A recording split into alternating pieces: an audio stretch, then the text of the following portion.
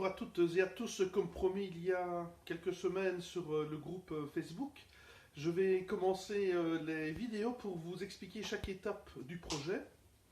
Je m'étais dit, mais oui, je vais commencer par les fondations et le sol, et puis je me suis dit, non, ça ce sera le chapitre 1, et je vais d'abord vous faire un chapitre 0.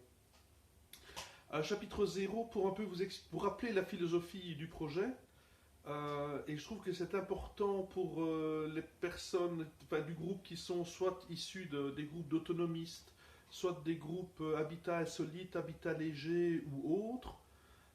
C'est le premier message que j'ai à vous faire passer, c'est que le projet que je vous présente, c'est mon projet, qui repart sur mes besoins, mes attentes, ma réalité.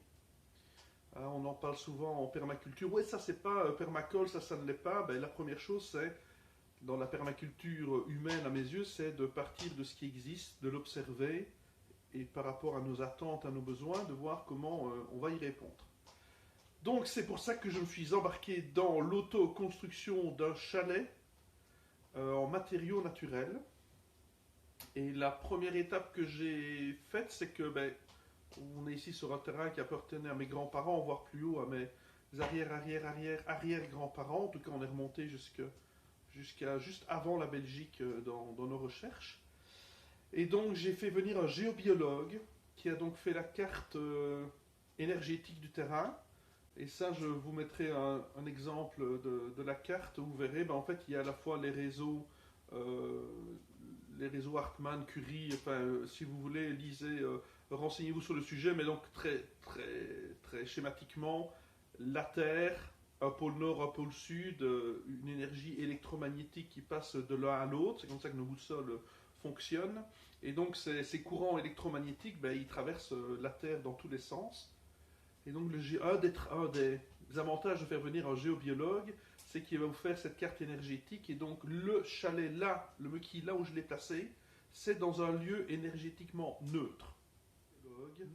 Et puis une fois qu'on a eu choisi l'endroit et décidé de comment on allait travailler au niveau des techniques, parce que là aussi il y a des choix à faire.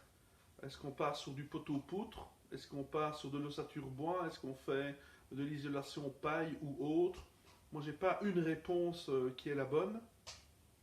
Celle que j'ai choisie, c'est celle que j'ai discutée avec des personnes qui m'ont poussé à faire de l'autoconstruction, et bien sûr avec mon architecte. Donc ça c'est Martin Vierset. Là je vous mettrai le lien aussi si vous voulez entrer en contact avec lui, parce que dans votre projet, si vous voulez évidemment autoconstruire et que ça va vous demander un permis et surtout de respecter certaines conditions techniques, entourez-vous bien et trouvez un architecte qui est capable d'accompagner un autoconstructeur.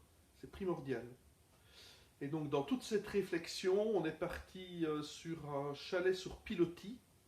Et donc la prochaine fois, je vous présenterai ces pilotis, ce sera le chapitre 1. Et donc on a descendu le chalet un petit peu dans le sol. On a réfléchi à comment on allait faire pour réussir une ossature bois de toutes parts. Et donc voilà, ça sera pour la prochaine vidéo. Donc voilà, chapitre 0, faites venir un géobiologue, prenez le temps de bien comprendre vos besoins, vos attentes, choisissez l'endroit de manière naturelle. Voilà, moi ça a été guidé par le géobiologue, et puis à un moment donné je me suis dit c'est là, oui ok, c'est bon, on a choisi là.